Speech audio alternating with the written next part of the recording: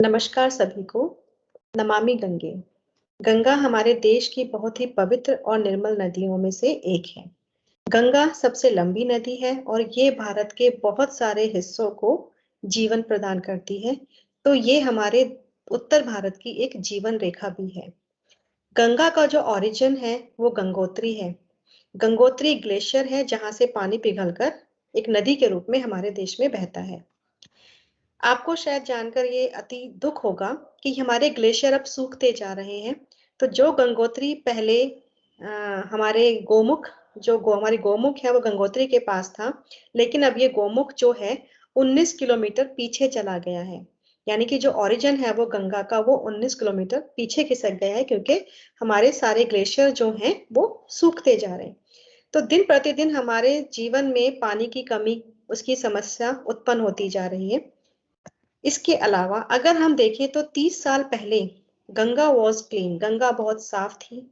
कोई पेस्टिसाइड्स नहीं था, कोई केमिकल नहीं था, कोई प्लास्टिक नहीं था, कोई पीओपी स्टेचूज उसमें विसर्जित नहीं किए जाते थे। गंगा बहुत ही शुद्ध और निर्मल थी।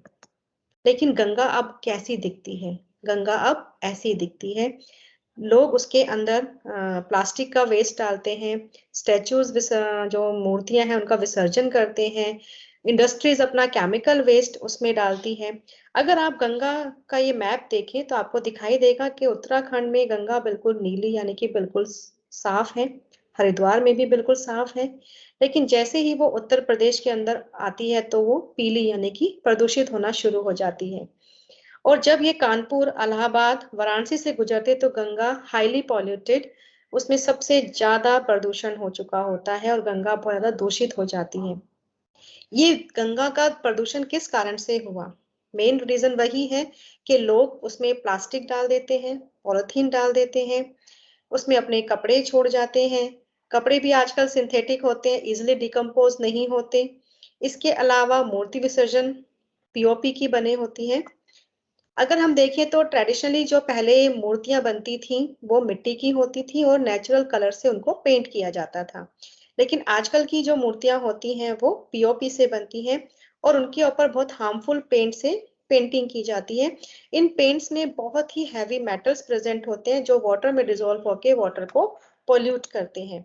अगर हम देखें तो उसमें arsenic, cadmium, chromium, copper, lead, manganese, ये बहुत सारी मेटल्स हैं जो इन प्लास्टिक से, इन स्टेच्यूज से, इन आर्टिफिशियल जो मैन मेड क्लोथ्स हैं, इन सब से जो है नदी के अंदर निकल जाते हैं, मिक्स हो जाते हैं। लेड जो है हार्ट प्रॉब्लम इंक्रीज करती है, हाई ब्लड प्रेशर इंक्रीज करती है, किडनी फेलियर जो आजकल कॉमन डिजीज है वो लेड के कारण है। आर्सेनिक जो है अगर ये हमारे पानी में और उस पानी को हम इस्तेमाल करते हैं तो उससे हमें कैंसर हो सकता है। इस तरह से ये जो हैवी मेटल्स जो गंगा के पानी में मिल रही है और गंगा का पानी खेतों में भी जाता है, तो ये सब्जियों से भी, हमारे सब्जियों के माध्यम से भी हमारे अंदर आते हैं और पानी से भी हमारे अंदर आते हैं, जो हमारे लिए बहुत ही नुकसानदायक है। दिन प्रतिदिन इनकी जो मात्रा है क्रोमियम की, लेड की, आयरन की, ये जो है सब एक्सीड होते जा रहे हैं। नदियों में इनकी मात्रा जो है बढ़ती जा रही है। इससे हम कह सकते हैं कि पानी अब पीने योग्य या खेतों में इस्तेमाल करने के योग्य अब नहीं रहा है। और इनसे बहुत सारे disease, headache, cancer, malfunctioning of different systems of the body और blood pressure, high blood pressure हो जाता है और किडनी फेलियर जैसे मैंने आपको पहले बताया। ये सब डिजीज जो है इन मेटल्स के कारण। और ये मेटल्स कहाँ से आ रही हैं? स्टैचूज के पेंट से, पॉलिथीन से, आर्टिफिशियल मैन मेड क्लॉथ से। Now what to do to reduce it? अब हम इसको कम कैसे करें, क्या करें? तो ये जो हमारा मूर्ति विसर्जन है, अगर हम या तो इसको हम पूरी तरह से बंद कर दें, और अगर हम चाहते भी हैं कि अगर हमारी जो श्रद्धा जुड़ी हुई है धर्म के साथ, तो हम मिट्टी की बनी हुई मूर्तियां लें और जिनके ऊपर नेचुरल कलर्स इस्तेमाल किए उनका प्रचलन हम बढ़ाएं।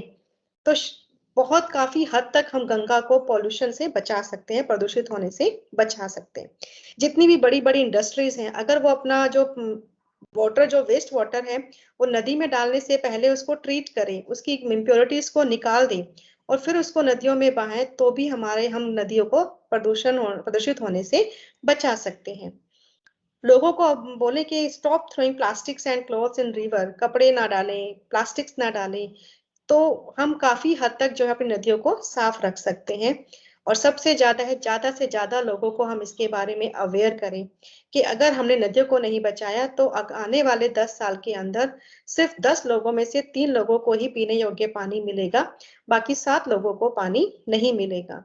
ये भी कहा जाता है कि अगर थर्ड वर्ल्ड वॉर हुआ तो वो पानी के लिए ही होगा, क्योंकि पानी की समस्या उत्पन्न होती जा रही है, ग्लेशियर सूखते जा रहे हैं और जो फ्रेश वाटर हमारे अर्थ पर बचा है उसको हमने गंदा कर दिया है।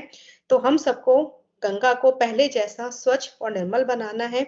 उसके लिए हम सबको एकजुट होना है, एक साथ आना है और एक प्रण लेना है कि हम अपनी नदियों को प्रदूषित, गंदा नहीं करेंगे और ना उनको गंदा किसी को करने देंगे। धन्यवाद।